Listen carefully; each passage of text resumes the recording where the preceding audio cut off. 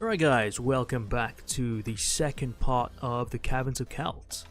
In the last episode, we travelled to the frosty terrain of something or other. I can't remember what the name of this place is. And we were chased by small people, little toddlers, riding on the back of some dudes that are racist towards people who aren't from the Icelands. And we tumbled into a cavern after our teammates were killed. You don't look like us. We hate you. Yes. We're gonna kill you now. Quite and our xenophobic children are creatures. gonna learn from it. Yeah, And they are. we lost our wolves as well. They're still parked outside. Forever abandoned. And so in this episode, we've actually made it towards Kalte, the base of it. And we're about to fight a strange creature. So this is my page, I think. Yes. So, this strange creature is a crystal frostworm. A scavenging beast now living on the remains of the unfortunate creatures who have entered the cavern. Its hard skin is almost transparent, and its internal organs can be seen pulsating inside. A large mouth appears in the crystalline head to reveal row upon row of jagged crystal teeth. Your back is pressed to the stone door, and there is no way to evade the monster. You must fight the creature to the death, and it's immune to Mind Blast. It's okay. We can see its organs. Let's just hit an organ. That's It's all only we got need 15. to do. It's got a lot of endurance, but it's only got 15 combat skill. Not like it can do anything to us. Oh shit, okay, it's gonna do something to us. 3 damage. Come on. Oh, there we go. That's gotta be a kill. Oh yeah. Oh yeah. I'm talking about if you win. Let's go to number 3. You watch with a mixture of fascination and revulsion as each segment of the creature shatters and then slowly dissolves into the ice. Soon, all that remains of the crystal frostworm are the undigested contents of its stomach. To your surprise, that must smell pretty bad, by the way. To your surprise, the center of this mess is of fetid flesh and bone. You can see the shank of a silver key. If you wish to take the key, let's take the key. Let's take the key. The key is coated with corrosive digestive acid that burns through your mittens and attacks your fingers. Lose 1 endurance point. You drop the key and plunge your hand into the snow to ease the pain. It reminds you of Home Alone. You know when he burns his hand on the doorknob.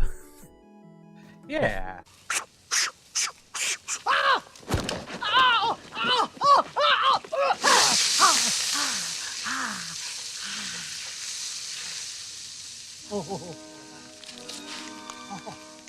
If you still wish to keep the key, you can wipe it in the snow before placing it in your pocket. Well, you better. Burnt a hand for it like the Vonotar gem. We got a whole bunch of special items. Wow. We are just packed full of crap.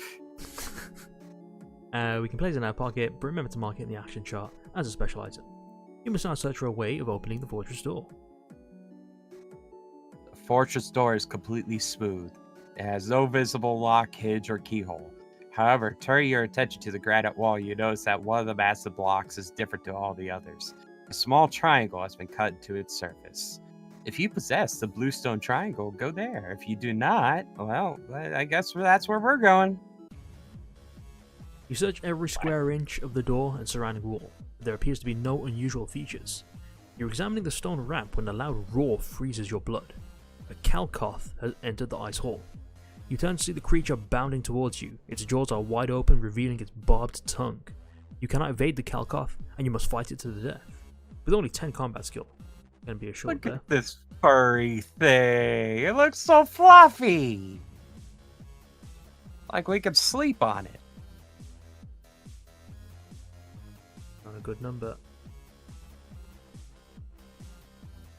Oh shit, if you lose any endurance points during the course of the combat, turn immediately to 66. No! What? The barb of the Kalkoth's tongue holds a powerful venom, with which it paralyzes its victims before devouring them. The venom takes only a few seconds to act. Stung by the barb, you quickly fade into unconsciousness. It's a sleep from which there will be no awakening. Your life and mission end here. We gotta kill this thing in one go. Oh no. We didn't save after the thing, yeah. Let's fight.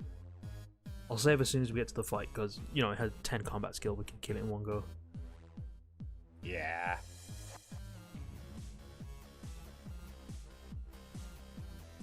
$16 damage.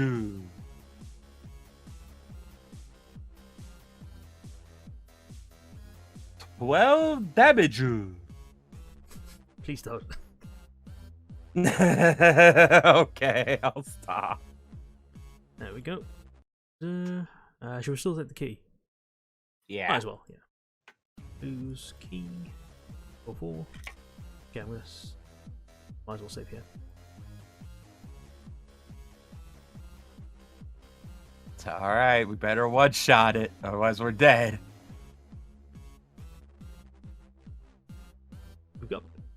We've definitely got enough. Yep. I should do it. Nice. There we go. Win the combat. Save, just in case. Yeah. Yep. This is yours. Ha. You notice that the cowcoth has a blue triangle of stone on a chain around its neck. Suddenly, you realize the significance of this strange amulet. Grabbing the blue stone, you race back to the fortress door and press it into the wall recess. It is a perfect fit. You become aware of a faint tremor running through the ledge on which you are standing. Followed by the grinding noise of stone upon stone, the door opens. But it is only open 3 feet when there is a loud crack and it starts to close.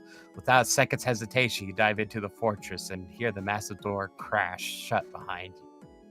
Ooh. The corridor in which you now stand is far warmer than the icy cavern outside. For the first time in many days, you can lower the hood of your cloak and remove your mittens without risking frostbite. You notice that the stone passage ascends to a landing where another passage branches off to the east. Malaya bowls hang at regular intervals along the arched ceiling, that unnatural light illuminating the carved walls. As you approach the landing, you notice an archway leading into a small room beyond. A strange sight meets your eyes. Ragged furs, pottery shards, and debris of hundreds of years seem to have been thrown into this chamber. A large lever protrudes from the wall beside the archway. If you wish to enter the room and investigate the contents, 38. If you wish to pull the lever, 163. If you wish to explore eastwards along the passage, 237. I'm going to save here. Seems like a big voice. I say investigate the contents. We might find, I don't know, a better dagger or something. A magic dagger. After 10 minutes of searching the room, you discover an old fur backpack and a long coil of rope.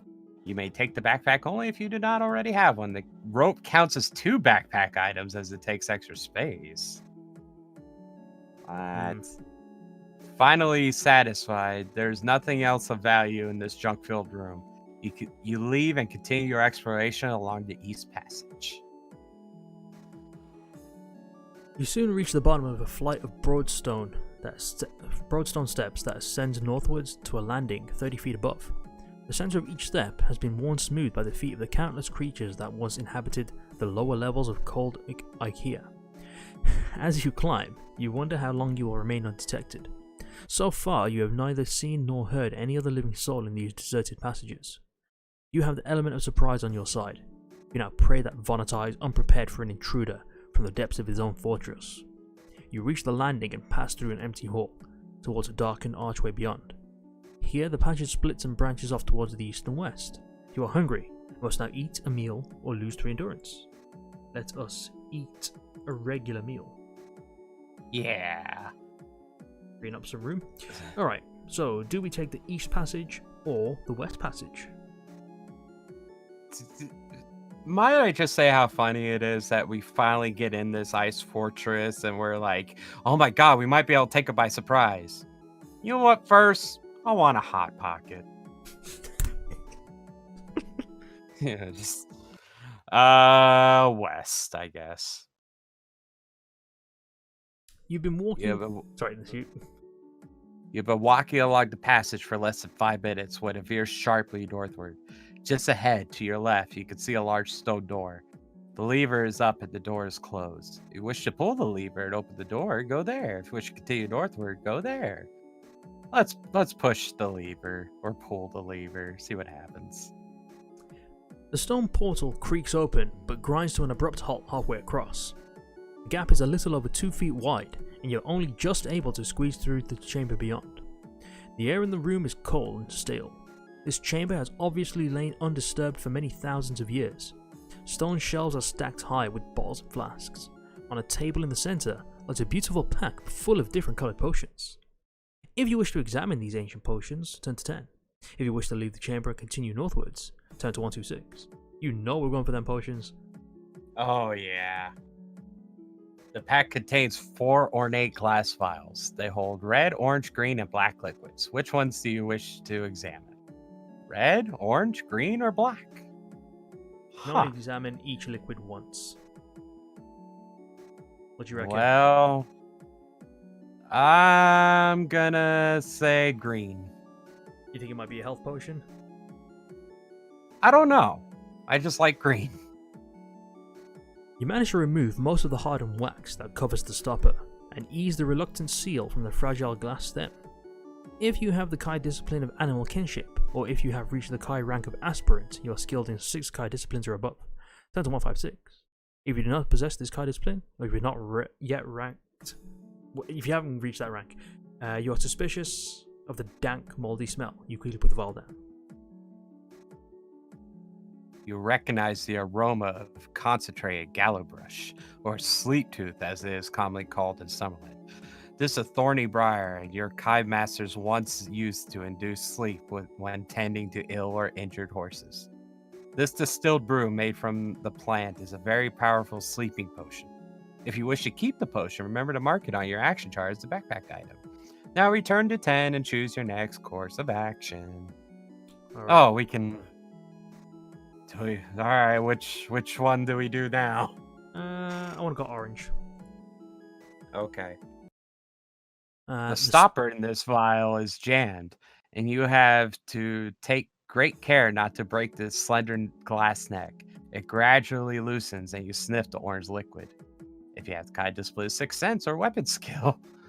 Yes. You recognize the potion to be distilled alether, a potion of strength. Your Kai masters use alether to increase their combat skill in battle, and there is enough concentrated alether in this vial to increase your combat skill by 4 for the duration of 1 combat. For it to be effective, you must swallow it immediately before you fight. If you wish to keep this vial, mark it on your action chart as a backpack item. Oh hell yes. Nice. Alright, your turn. I kind of feel like we pushed our luck enough. I feel like if we mess... one of those has got to kill us. Well, I can save.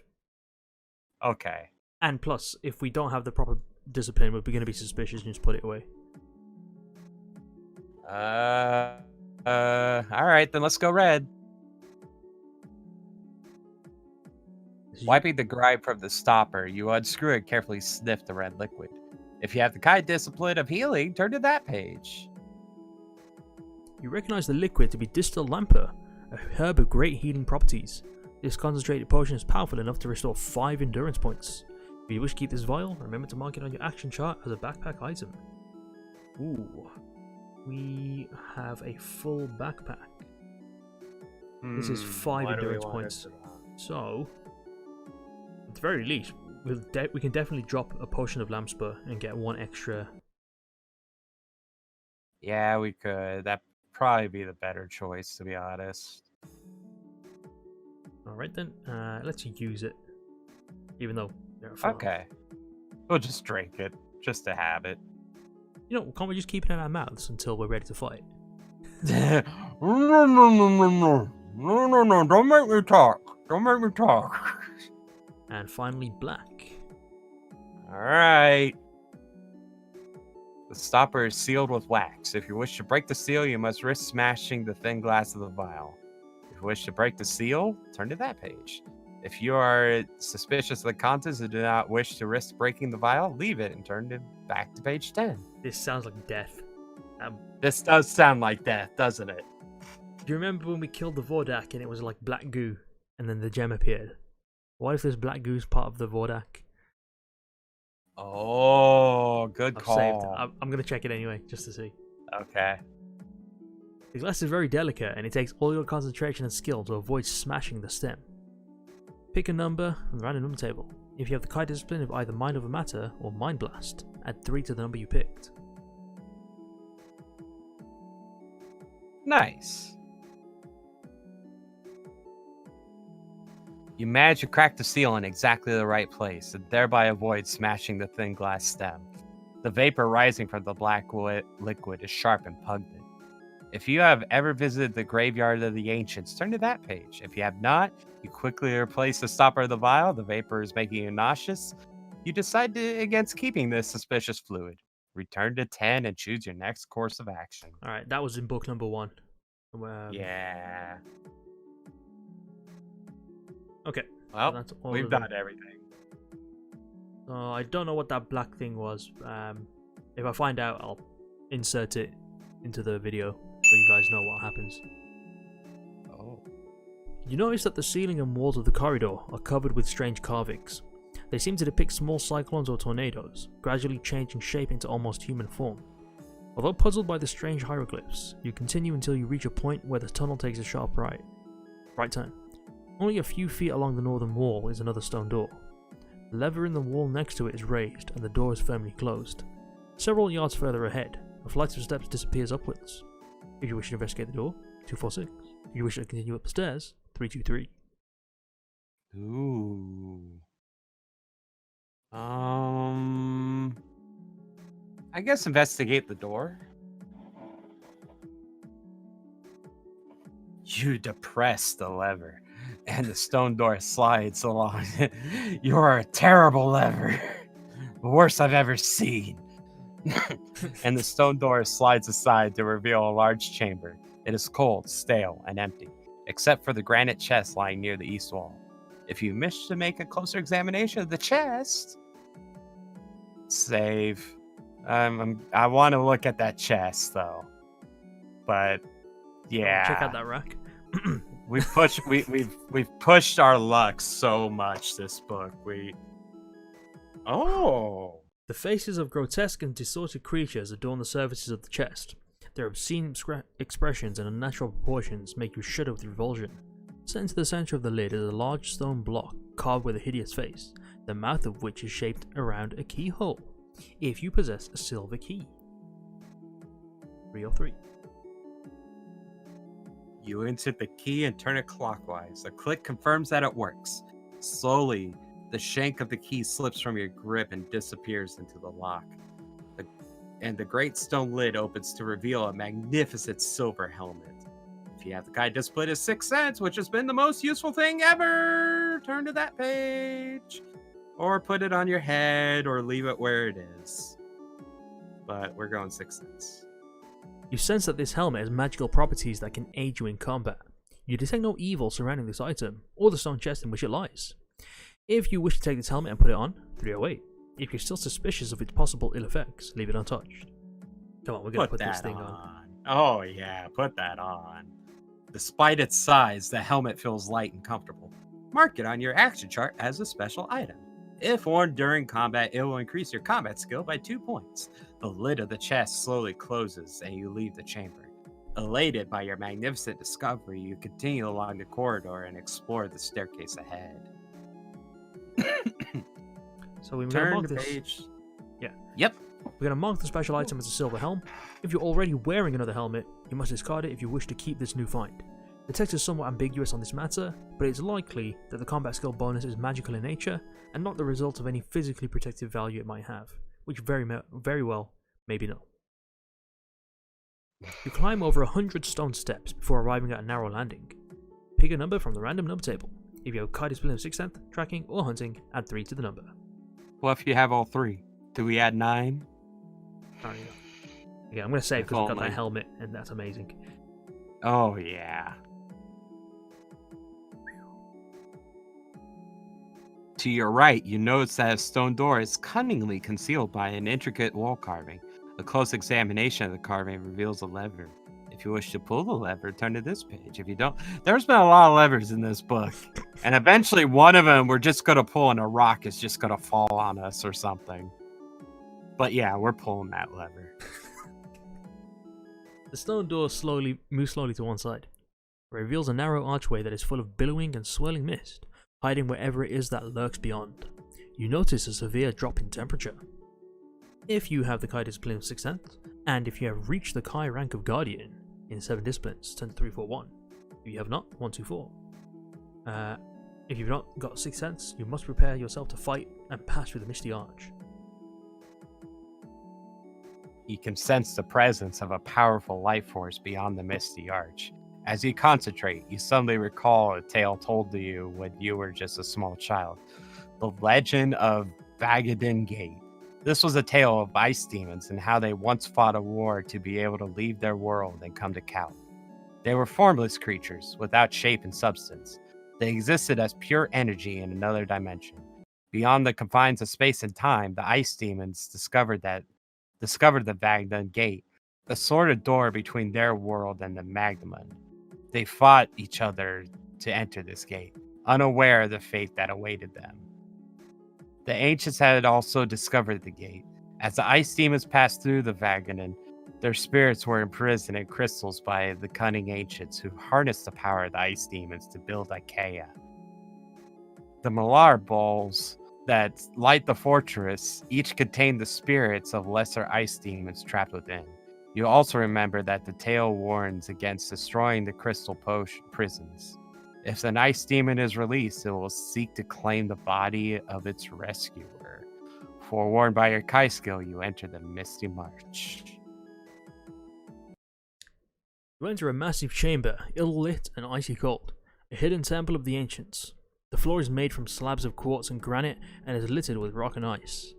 Your eye follows a line of tall pillars leading towards a sacrificial altar set into an alcove in the northern wall. Upon this altar lies a strange statue, which seems to be carved from smooth white stone. At its head and feet, black staves rest upright in holes bored into the altar stone. To the left of the altar, there is a darkened archway, through which a flight of stairs ascends out of view. If you wish to cross the temple and advance towards the staircase, 10 to 60. If you wish to cross the temple floor by stepping only on the quartz flagstones, 168.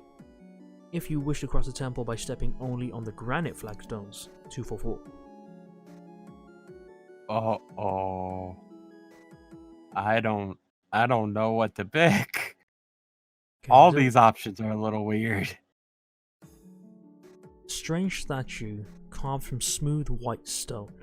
At its head and feet, black staves rest upright in holes bored into the altar stone.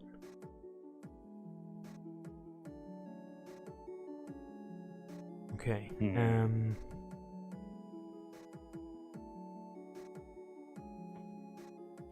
Well, quartz is kind of white, so maybe we step only on the quartz flagstones?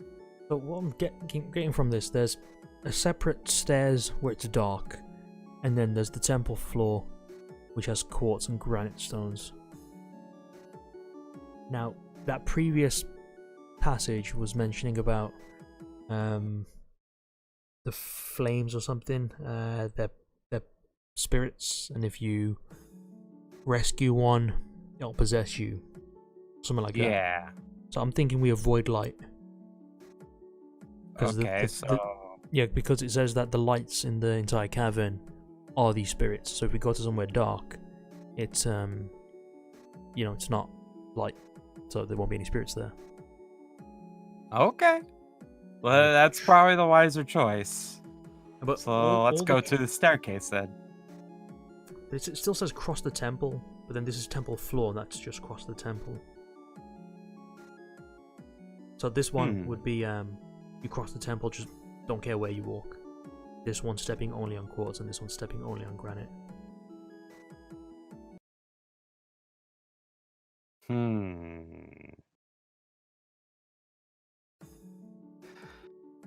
Well, we could try to cross the temple and head towards the staircase and just... Oh, okay, sorry.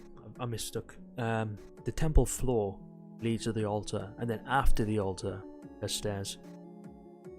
Oh, okay. So we gotta make our way there in the first. Yeah. So, to make it to the altar, do we want to step only on the quartz or the granite, or do we not give a shit? I would say the quartz. Quartz. Okay. I'm gonna save here. Yeah, good idea. Because, we've got the information from having the Sixth Sense. As you step onto the quartz, you sense a vibration that runs up your leg, to your knee, You see that within the flagstone, a dull light pulsates and a humming sound can be heard emanating from the altar. With your heart pounding, you prepare yourself for an attack and slowly advance. Shit. Dun dun dun. You have taken less than a dozen steps when a brilliant crackle of blue energy arcs between the two staves. You see the white statue beginning to move as if activated by the surge of power. If you wish to attack the creature before it rises from the altar, turn to 150. If you wish to remain perfectly still and prepare for combat, turn to 31. If you wish to run for the darkened archway beyond, turn to 306. Run for the darkened archway. Yeah, I think it's about time we get out of here. Yeah. As you pass through the archway, you notice a lever, again, set into the dark stone wall. You pull it and a door slides across, sealing the temple behind you. The temperature is warmer and you can hear the low rumbling sound of somewhere in the distance. Ahead, you could see a light at the end of the dark passageway. You discover that it is shining out of an oblong portal close to the floor, though which you could see a corridor 10 feet below. If you wish to squeeze through the portal and drop into the corridor, go there. If you wish to continue along the passage, go there. We don't know where that portal goes. We might end up in another continent. But it does say here, ahead you can see a light at the end of the dark passageway. Discover that it's shining out of an oblong portal.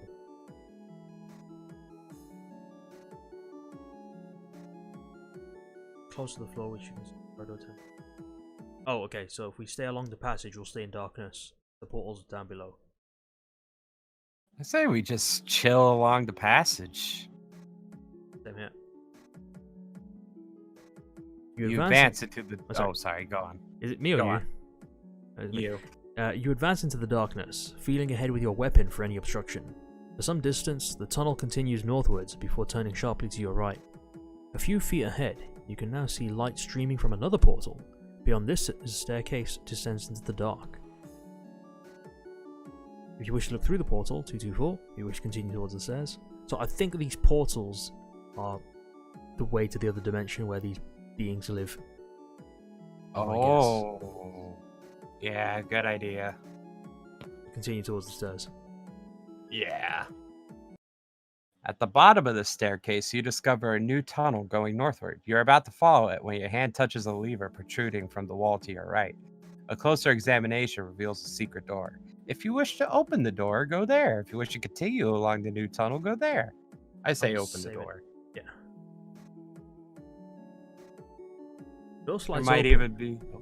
Yeah. The door slides open to reveal a wide, well-lit corridor running north to south. The low rumbling noise you detected earlier seems much louder here than in the darkness of the passage behind. To your left, you see a door, and in the distance, a junction. If you wish to investigate the junction, 254, you decide to close the secret door and continue exploring the dark tunnel, 336. Hopefully that junction has a sign. On the west wall of the corridor, you see another stone door, with a small spy hole cut into the center, revealing a cell on the other side. An old man is huddled in the far corner of the cell. His face and hair matted with blood and dirt. His blue robes are so filthy that the crescents and stars embroidered on them are almost totally obscured. If you wish to open the cell door, go there. If you decide to ignore this old man and continue along the corridor, go there. I say we open it. Do you recognize the robes? Yeah, from the wizard school. Yeah, that random wizard that we found that one time. Yeah. Upon my soul, Loi-Kymar, Lord, he exclaims, his eyes now wide with astonishment.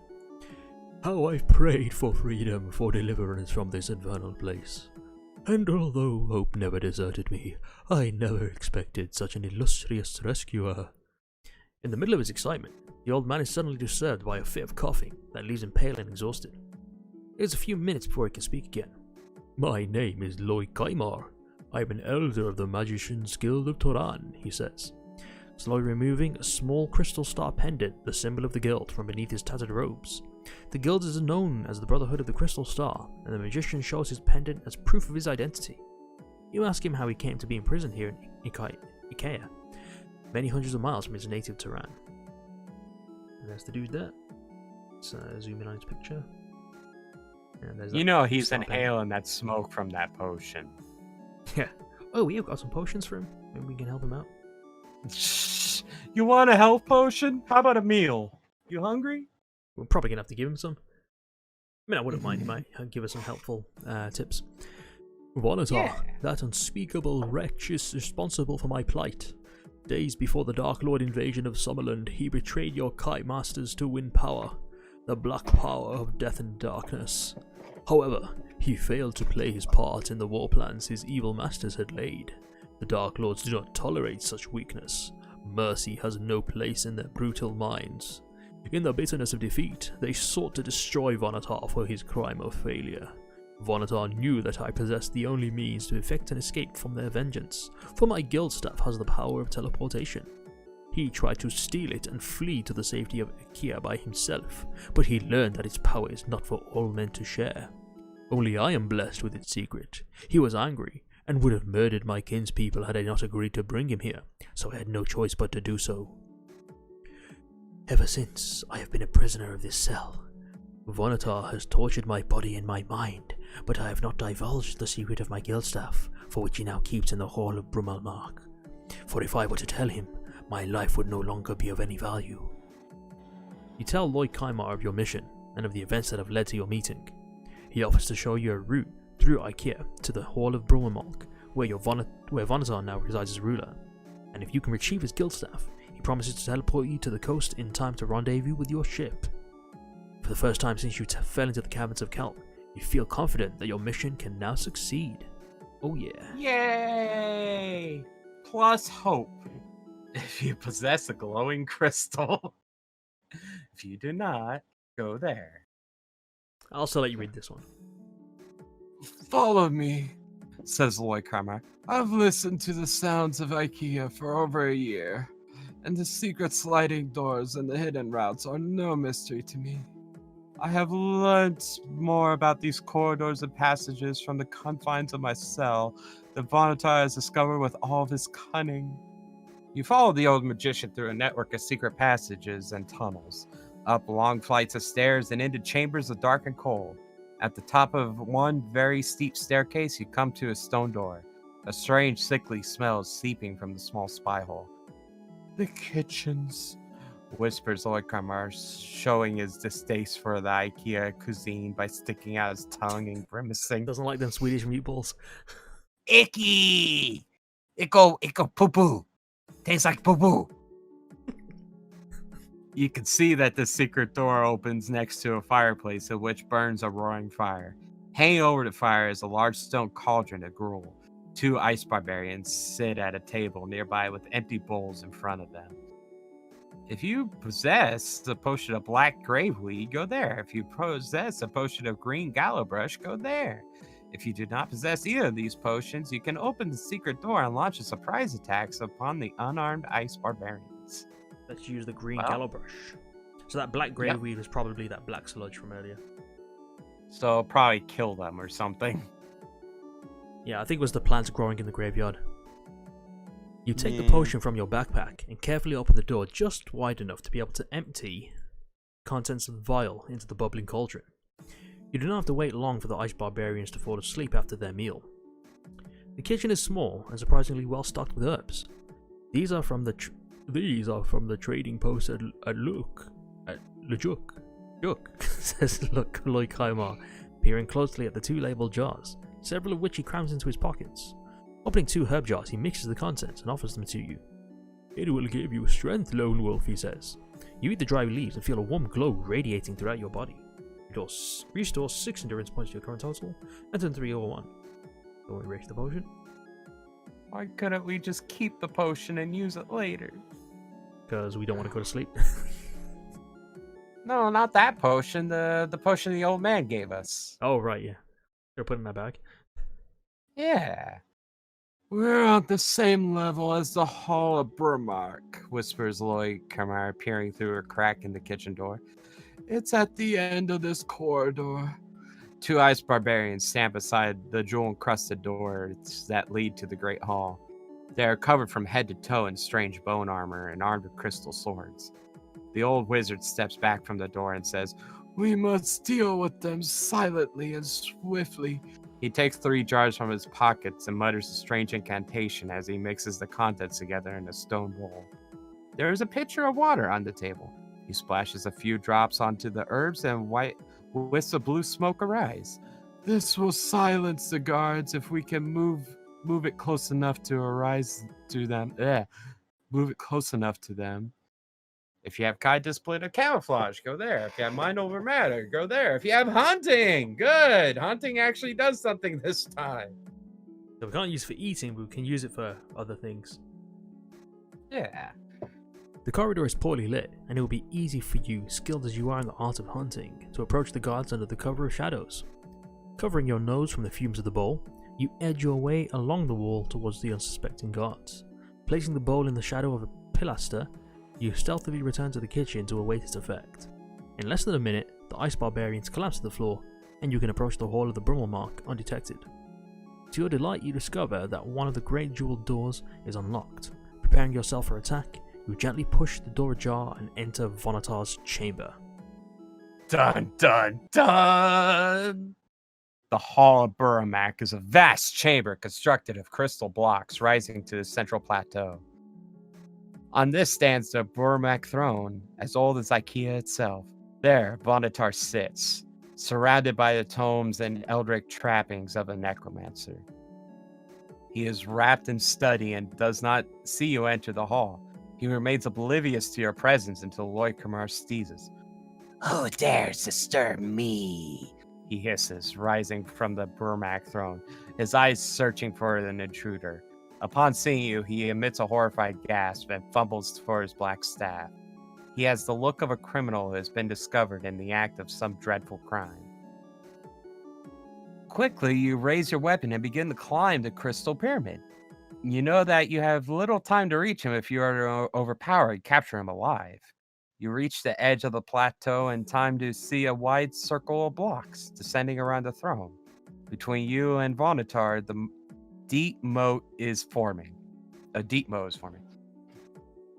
Then, from the depths of the moat, you hear a ghastly inhuman gibbering.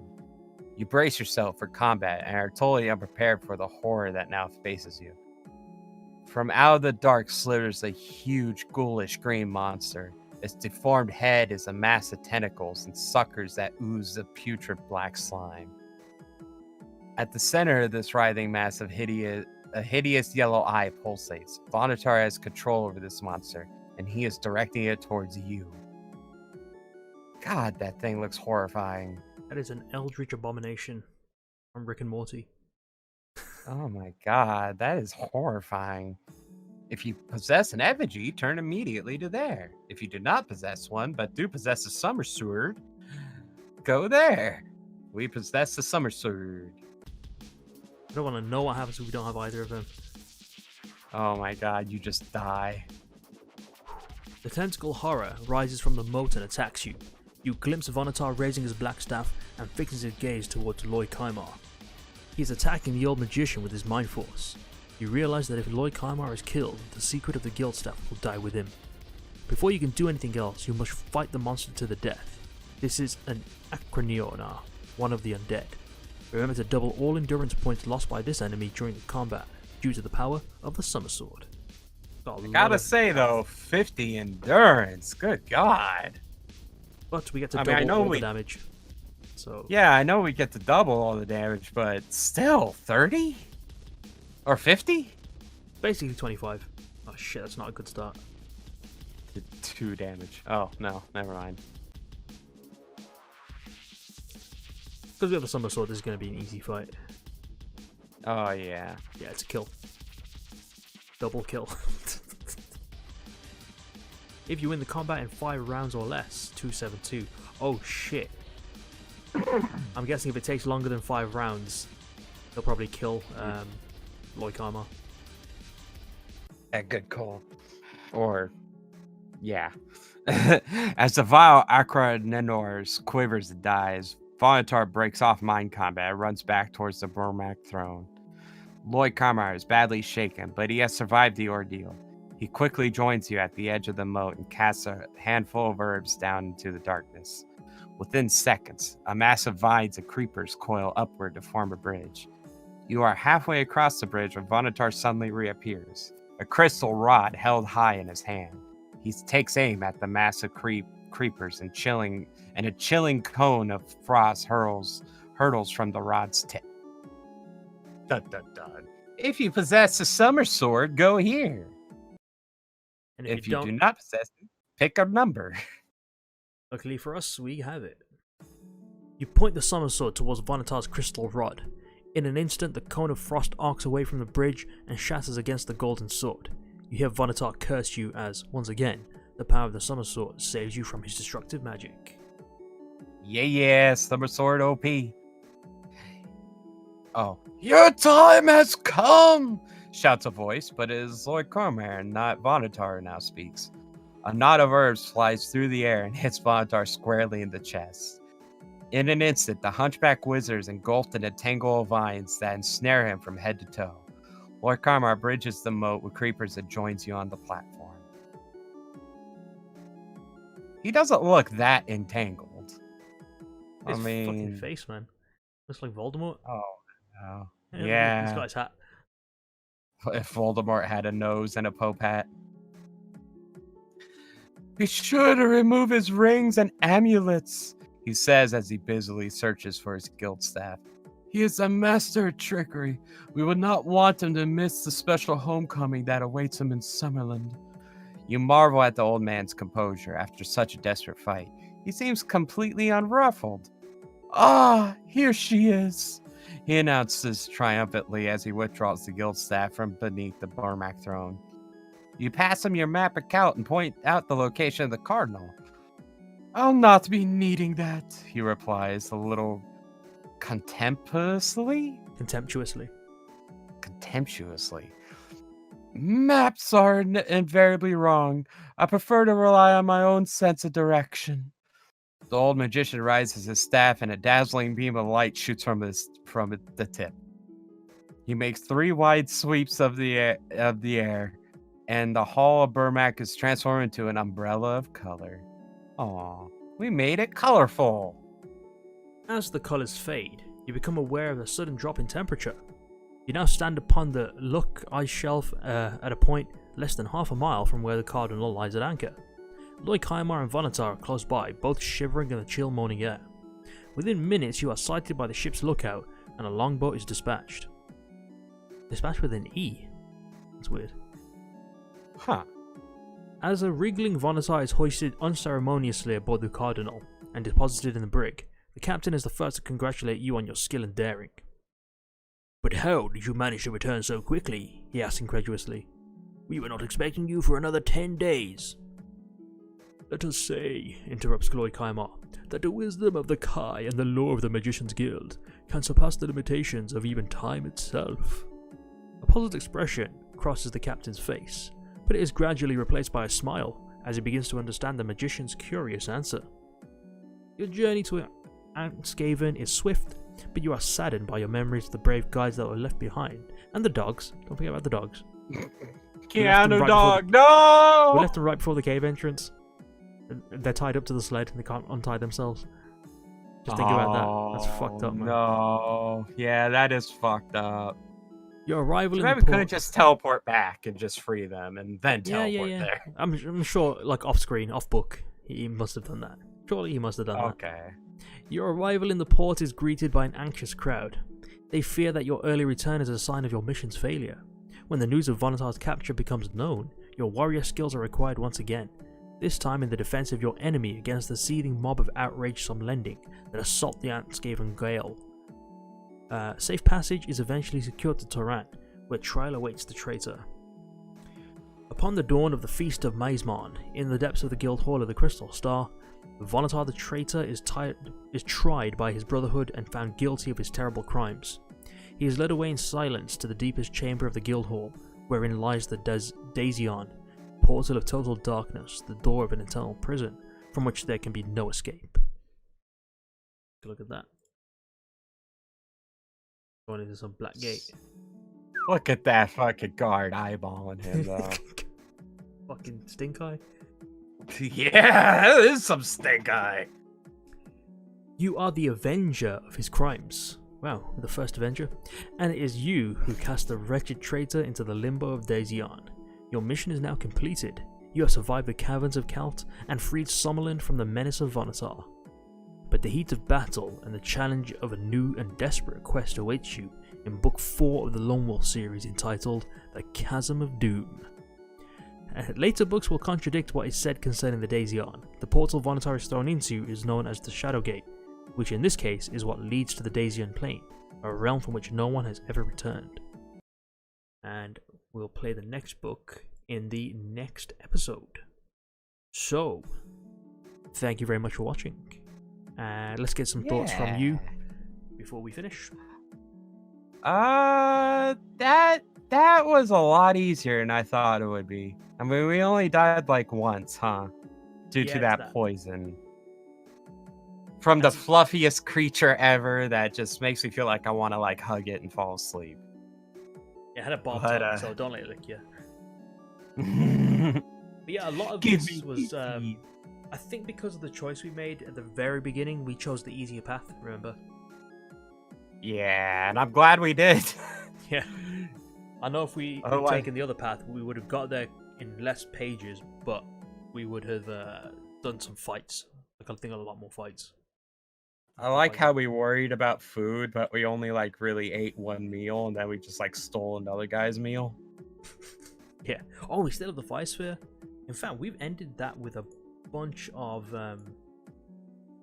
extra stuff. These are special items. Here we go. We got a bunch of items in this book. We got the leather waistcoat, Kalte fire sphere, diamond. So we're still holding on to that. Bluestone triangle. We haven't got rid of that yet. Silver helmet. Well, amazing. We're decked out now. 36 combat skill. I don't even think the endurance points matter anymore. We're gonna just kick everything's ass. I know, Pretty much. That's the cool part. Oh, we're a Warmar now. Yes, we've reached the next rank.